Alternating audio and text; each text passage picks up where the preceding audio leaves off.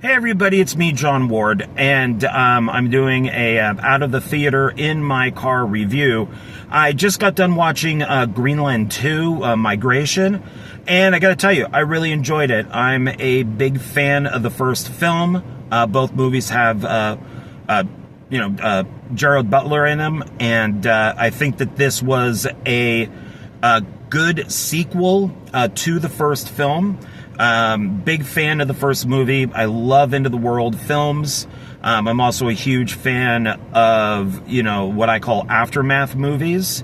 So I tend to like those actually a little bit more than the first one because I like seeing, the destruction of things, old buildings and especially stuff that, you're familiar with. And but I really enjoyed this one. I never saw the first one in the theater.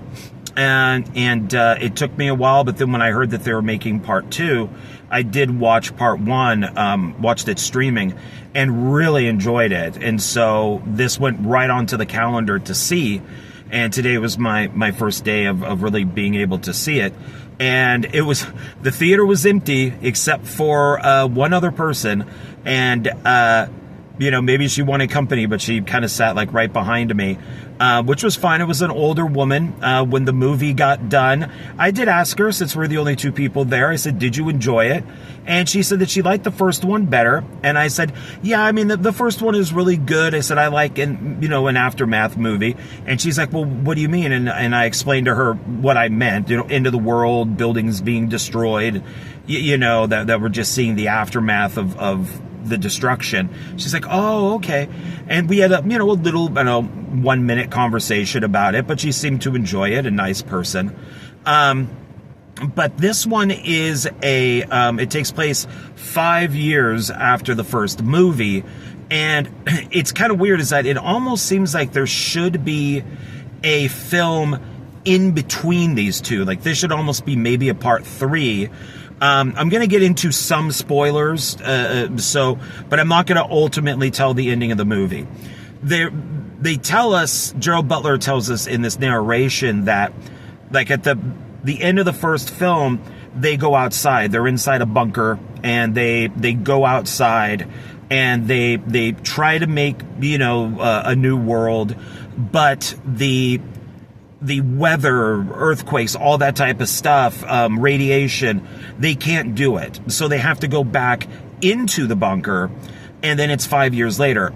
It almost seems like maybe that could have been a movie where they go out and we see them leave the bunker, they try to start society, but it doesn't work. And no matter how hard they try, they just have to go back inside. And then what happens with this 5 years later is they do have this literally a sheltered life. There's kids in there too who basically only know living underground. And there's which I thought was interesting because they're Gerald Butler and his wife, they're the original actors from the first film. The son is a different actor.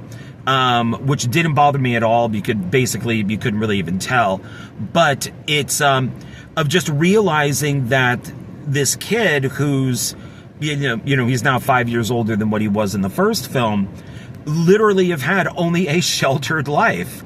And so him not necessarily being able to really help out with stuff makes sense because he's only used to what he could do in the shelter. And so there's even younger kids in there too. So within those 5 years, kids were born, and that's all that they would know. But there is an earthquake. A lot of people escape, but a lot of them die. And this is almost like a video game because Gerald Butler and the wife and the kid, and the wife, from what I've read, the actress didn't want to come back to this. She kind of had to be, kind of persuaded to come back to do it. It would have been a real shame to not have her there. I think recasting 2 people from the first film would have not been good. So I'm very happy that she came back. Plus, she's a good actress. But they escape. They get into these kind of weird, like lifeboat submarine type of things that kind of float on the water, but they look like submarines. They're yellow, and it kind of works like a video game, as they kind of go from incident to incident to incident. They meet up with good people, they meet up with bad people, they marauders. It's interesting of what they go through, because more than the first movie, this one really could be a video game. And it was cool, but it didn't necessarily feel like that. Some movies feel like they're video games, and that's really all they are. This isn't that way. To me, it was one event. They have to go from A to B, and it's really kind of very classic storytelling. You know, it could be, any of these novels. I mean, I guess maybe something like The Odyssey, because there's a trailer for that. It could be, I'm blanking on the one that I want to say, but it's basically anything where they have to get from A to B, and of course, bad things happen along the way. And there's storms with a lot of like lightning coming, and the storms destroy things.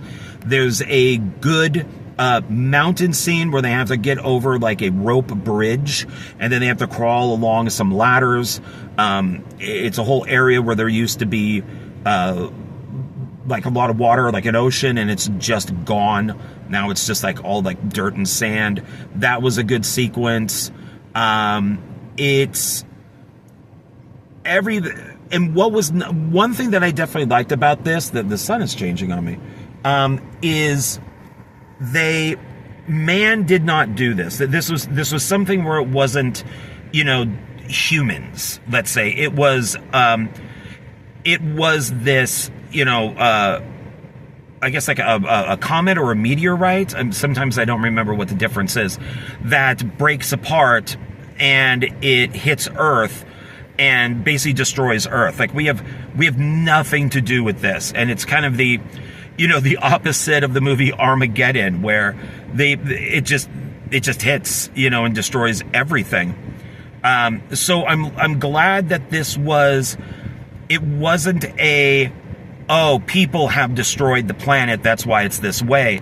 There's just nothing they can do, and we see a lot of destruction, and we see a lot of cities, and we see a lot of very open areas of mountains and just things that won't grow anymore, and land that is just flat. And there's always that worry about radiation, marauders, things like that. There are a couple coincidences that I kind of went, is they are in this, lifeboat kind of submarine looking thing, and they're in the middle of the ocean. It breaks down. Gerald Butler, he fixes it, and then they run out of gas a little bit later. And they're just kind of using the current. And what's nice is nobody's an asshole in this submarine. I really like that a lot, that nobody was a jerk trying to kill each other in there. Let's see if I can get the sun better here. There we go. And they're all kind of, working together. And Gerald Butler's family knows someone who lives, like a relative that lives in London, and the submarine just happens to land in Liverpool. And with how big, England is and stuff, they find the relative's place, pretty fast, pretty easy. So I thought that was very convenient. Otherwise, other stuff in it I didn't find convenient. But, you got to keep the story going. So and I'm not going to tell you the ending. I'm not going to say what happens. I would like for there to be a part 3 to see maybe, what happens after maybe like the last 10 minutes of the movie, 10, 15 minutes. I mean, you could even do a TV show, like a 6-part thing or 8-part, miniseries or something on this. But I enjoyed it quite a bit. 1 out of 5, I would definitely give this a 4. And God, that sun just really keeps, oh my God, I almost dropped my phone. Just keeps changing on me. I would give this a 4. 1 out of 5, a 4. I still like the original better, but I think this is a really, really good. It's a very good sequel to the first film. They definitely put out a lot of effort in this. This was not half-assed, and I recommend that you see it. I am now going to go home and have a disaster movie marathon, I think. I'm going to start with the awful Geostorm, which also stars Gerald Butler, I think I keep saying his name wrong. And then I think it's a double disc, and I think Into the Storm is the other one about a tornado that I might check out. I haven't seen Twisters. Maybe I should see that one too. But yeah, highly recommend it. If you could see it in the theater. Sorry, I keep trying to get the sun in here. Oh God, this is so bad. At least it's not at night where it's all grainy looking. But yeah, definitely, this is worth checking out in the theater. If you can't, definitely check it out streaming. But yeah, really enjoyed it. Glad that I went. It was nice being in an empty theater. So there was no disturbances or anything, even with the one person in there. So, yeah, I can't keep saying it enough. It's worth it. It's a 4 out of 5. See the first film first. You really do need to. It's one of those films where it's best to see the original and then go see this. But don't mistake Geostorm for the first movie. It's not the same. It's the same, but it isn't. So I guess that's about it. And go check out Greenland 2 Migration. All right. Thanks, everybody. Bye.